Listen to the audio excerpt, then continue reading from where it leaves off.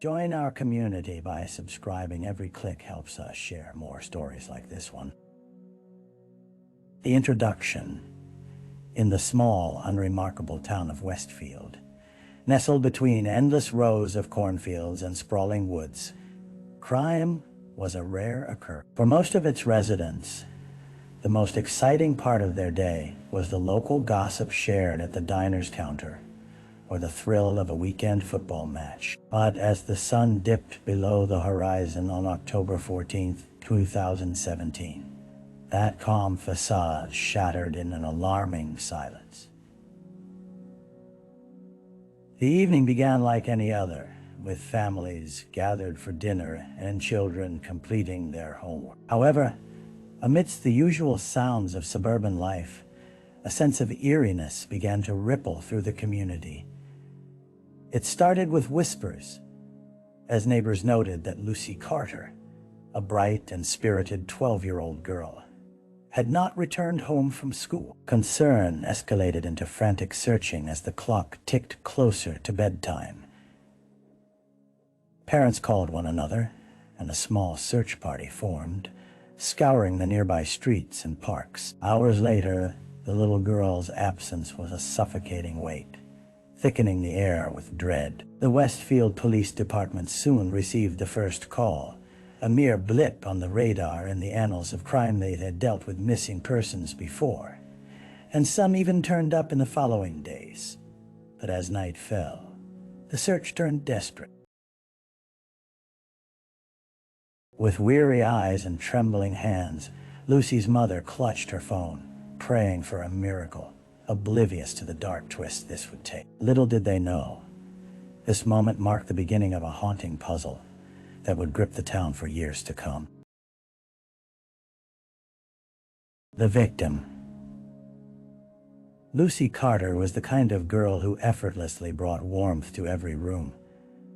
With her wavy chestnut hair and infectious smile, she was known for her kindness and adventurous spirit. She held the title of class president at her middle school and spent her weekends volunteering at the local animal shelter. Her parents, Mark and Emily Carter, had cultivated a nurturing environment, filled with laughter and love, which only made her disappearance all the more haunting. On that fateful October afternoon, Lucy had taken her usual route home, a winding path through Maple Grove Park, where she often stopped to play with friends. Nearby the park stood a dense thicket, a labyrinth of tall trees and underbrush that whispered secrets to those who dared venture in. It was the kind of place Lucy might have explored, chasing the sunbeams that filtered through the leaves or observing the wildlife that paused to watch her. Friends and classmates painted a picture of Lucy as a girl full of dreams, her future bright and endless.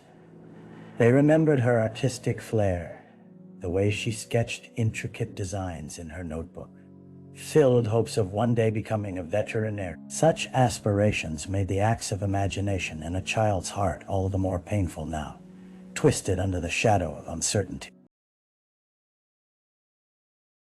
As authorities began their investigation, they learned more about Lucy's habits and routines, yet the answers remained elusive, a reflection of the shattered innocence that now hung over the town. Each hour that passed peeled back a layer of her vitality, and the community began to realize that every laugh shared and every moment spent together had been a ticking clock, counting down to this grim end.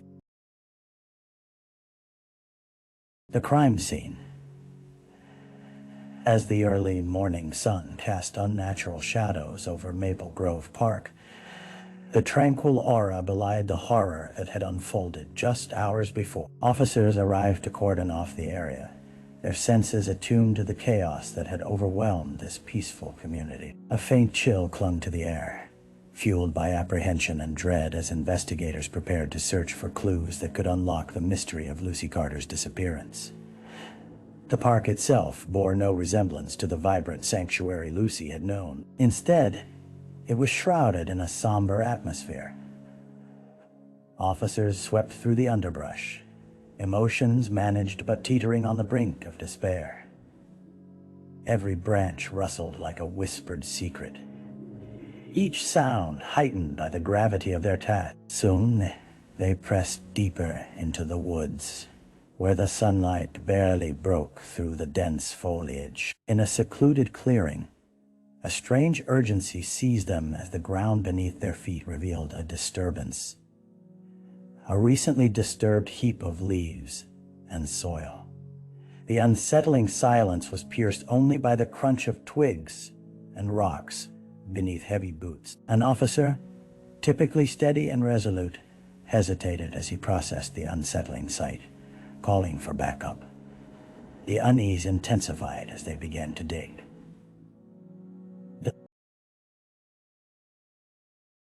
Then, emerging from the earth's embrace, they found it a small pink hair clip adorned with a unicorn. Lucy's treasured accessory, unmistakable and heart-wrenching. The discovery evoked hollow gasps from nearby officers as their minds raced to comprehend the implications.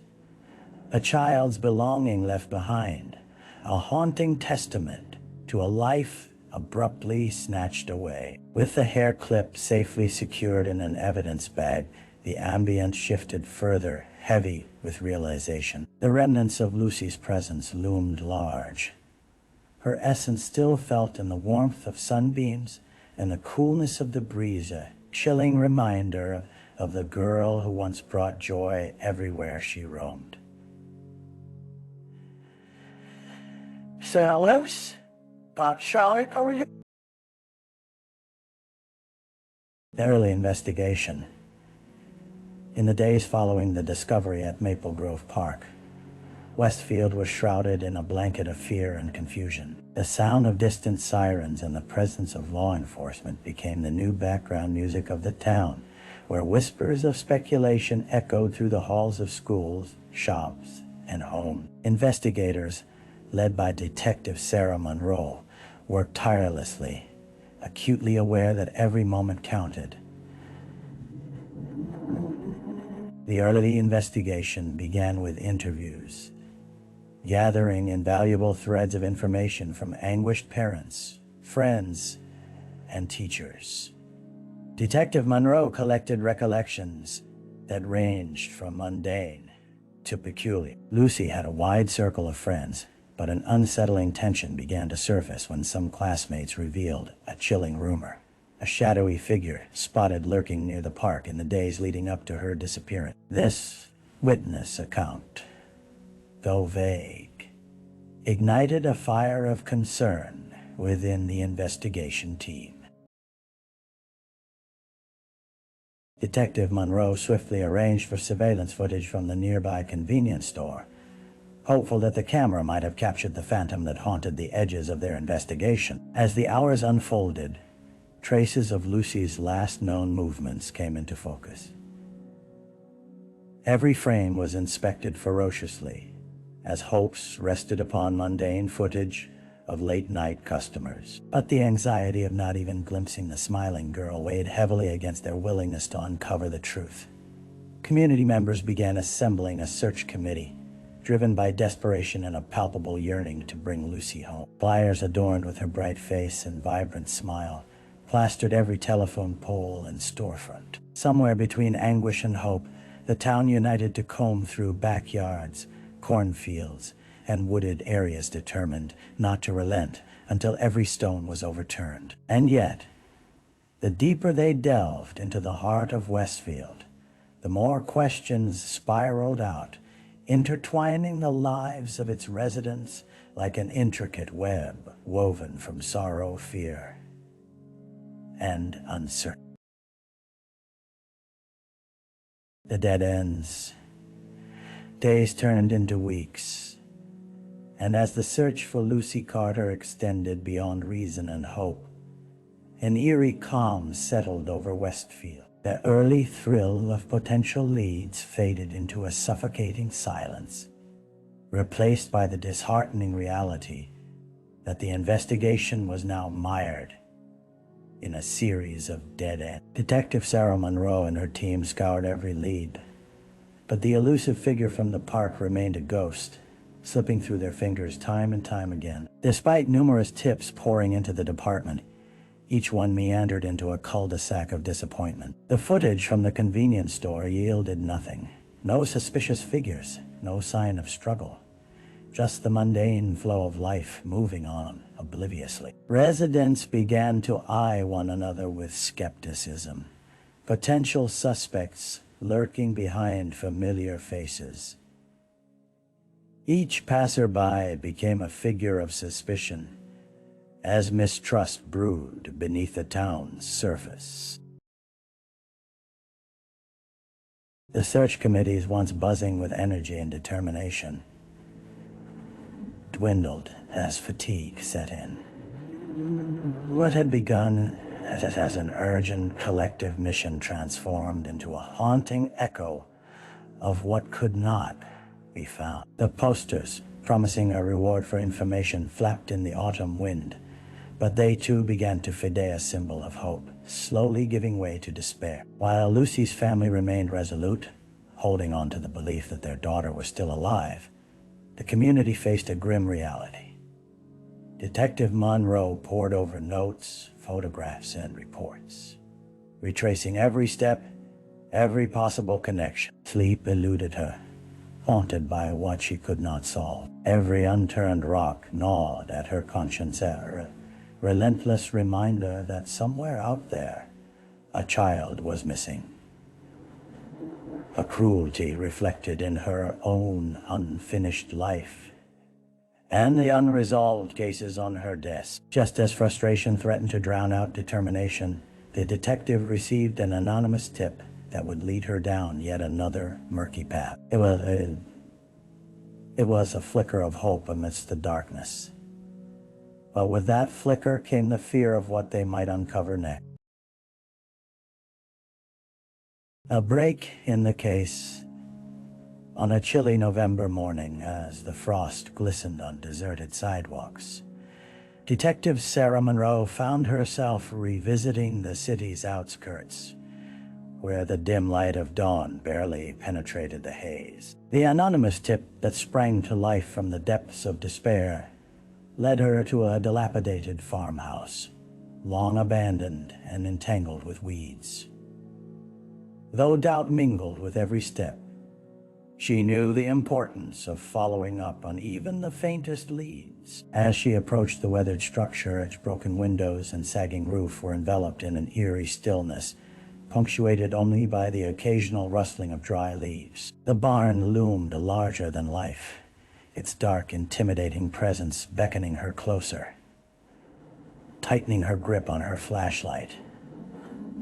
Monroe stepped inside the creaking door, the damp air thick with the scent of mildew and decay. Dust motes danced in the shafts of light, giving the space a spectral quality, as if time itself had frozen. As she moved through the debris, her heart raced when she spotted something shimmering in the gloom, a small silver bracelet. It was ornate, patterned with intricate engravings, a stark contrast against the desolate backdrop. Monroe knelt down, and as she turned it over in her hands, a gust of hope surged within her. Written inside were the initials, the unmistakable linkage to Lucy was a jolt of electric clarity piercing through the dark fog of uncertainty. With a deep breath, she collected the evidence, igniting within her. This was more than a clue. It was a lifeline pulling them back into the focus of the investigation. As she stepped outside, she experienced an ambiguous mix of trepidation and resolve.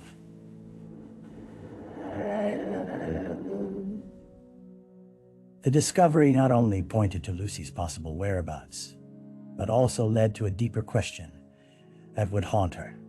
Who had taken her, and why? The farmhouse, once just a relic of abandonment, transformed into a pivotal chapter in the relentless quest for the truth. With every clue meticulously cataloged, The relentless pursuit of justice pressed forward. The echoes of Lucy's laughter and her unsolved fate driving intentions clearer than ever. The suspect, as the investigation regained momentum following the discovery of Lucy's bracelet, Detective Sarah Monroe found herself returning to the backgrounds of residents who had crossed paths with Lucy in the days leading up to her disappearance. Among them was a quiet man named Thomas Gray, a reclusive figure who had lived on the outskirts of Westfield for years. Frequently avoiding interaction, he was known for his erratic behavior and peculiar habit of wandering the local parks, sometimes loitering around the very area where Lucy was last seen. Monroe was drawn to Gray's unusual presence in town, particularly the odd tension that rippled through the community whenever he was mentioned. Reports of him exhibiting bizarre behavior increased after Lucy vanished. Whispers insinuating he could be more than just an outsider, a possible thread woven through the very fabric of the mystery. Following a thorough review of his background, Monroe learned he had a history of minor criminal offenses and had undergone treatment for various psychological issues. With each piece of information, a peculiar pattern emerged, each fragment raising a cacophony of alarms. The detective organized a surveillance operation aimed at gleaning more insight into Gray's daily habits and movements. As officers tracked him for days, the discomfort of the task weighed heavily. Was she chasing shadows? Or was there a monster lurking beneath the surface? Then a breakthrough arrived when they observed him entering an abandoned section of Maple Grove Park late at night, just a few blocks away from where Lucy disappeared.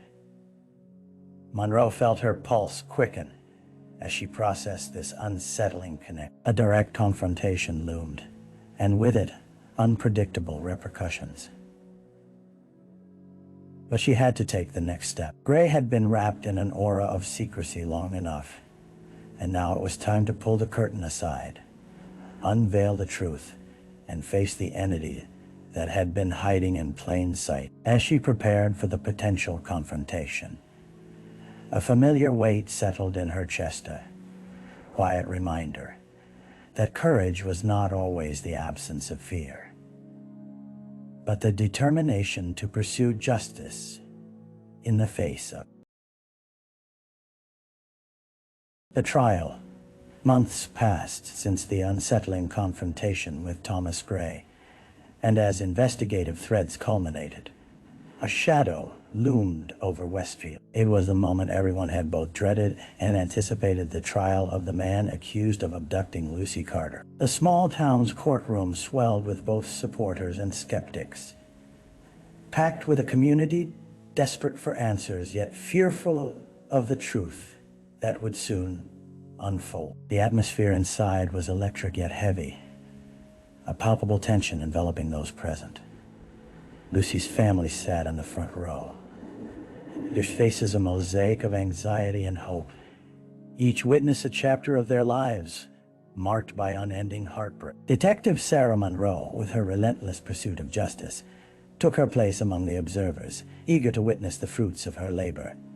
As the prosecution laid out its case, meticulous details emerged. They recounted the timeline leading to Lucy's disappearance, the tireless search efforts, and the discovery of her belongings at Gray's isolated farmhouse. Interrogations revealed unsettling admissions that shattered the courtroom's silence, their impact a vicious reminder of the life Lucy would never return to. Witness accounts painted Gray as a man entwined with reclusiveness, his odd behavior now attributed to a darker truth as the whispers of his erratic nature gained weight.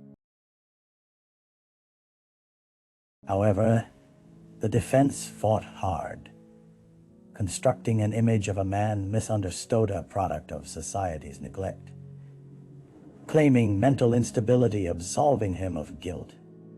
They attempted to sow doubt among the jurors, casting shadows over the evidence at hand. As testimony unfolded, Monroe felt her knuckles tighten.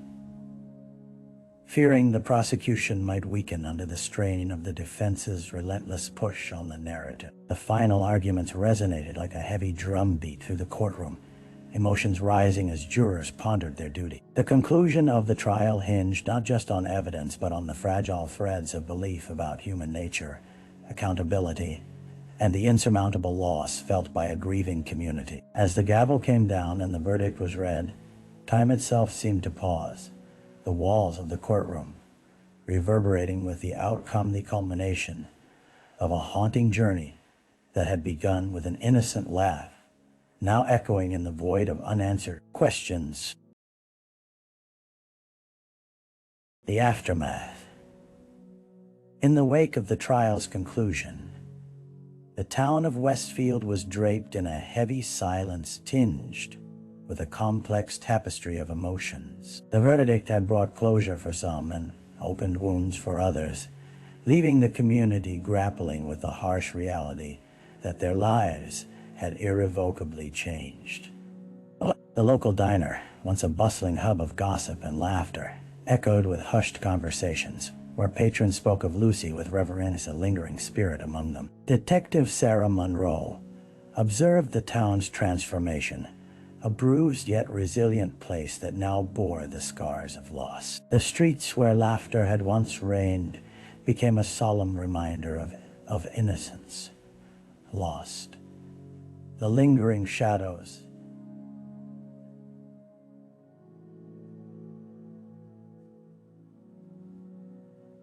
acting as both a barrier and a bond. Parents clutched their children closer and exchanged anxious glances while walking through the park once frequented by young ones. Treasured memories intertwined with sorrow, creating an atmosphere where hope slowly weaved its way back into the fabric of daily life. The community organized tributes to Lucy, memorials that breathed life into the ache of their grief. Candles flickered in her honor, replacing the whispers of fear with prayers of remembrance, a collective acknowledgement of a girl whose story had captured their hearts. The local school dedicated a butterfly garden to her, a place where children could play and remember Lucy's vibrant spirit, as colorful blooms whispered promises of new beginnings. Yet for Monroe, the aftermath was not as clean-cut. The closure of the case hung heavy on her conscience. The memories of sleepless nights and unanswered questions lingered like ghosts. The shadows of doubt crept in. Had she done enough? Were there deeper truths she'd yet to uncover? As the leaves changed colors and fell gently to the ground, Monroe found solace in a community coming together. The town may have been forever haunted by what transpired, but within that darkness, the flickers of hope began to illuminate pathways towards healing. New chapters awaited each resident, but ensuring that Lucy's light never dimmed in their hearts would be the greatest act of remembrance and determination that the world, though marred by evil, still held the possibility of profound good. Reflection. As winter began to creep into Westfield, the edges of the community remained frayed.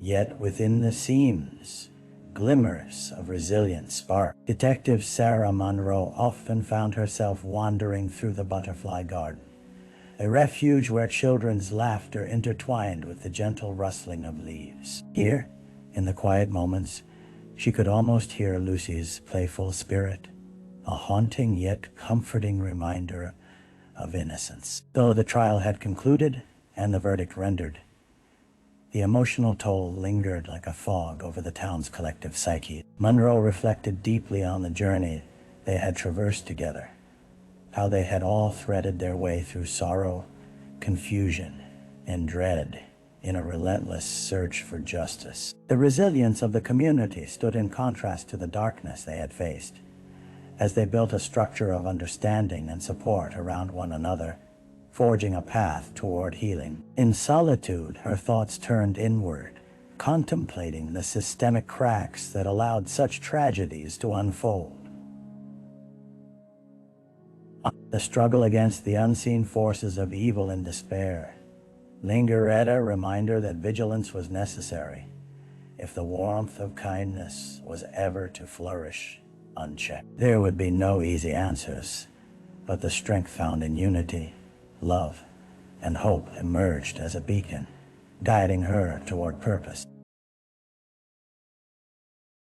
The town's heart might have been bruised, but its spirit, much like the butterflies in the garden, embraced the beauty of transformation. And in those moments of quiet reflection, Monroe understood that while dark shadows might inevitably rise, so too would the light of togetherness, providing a promise that no child would be forgotten.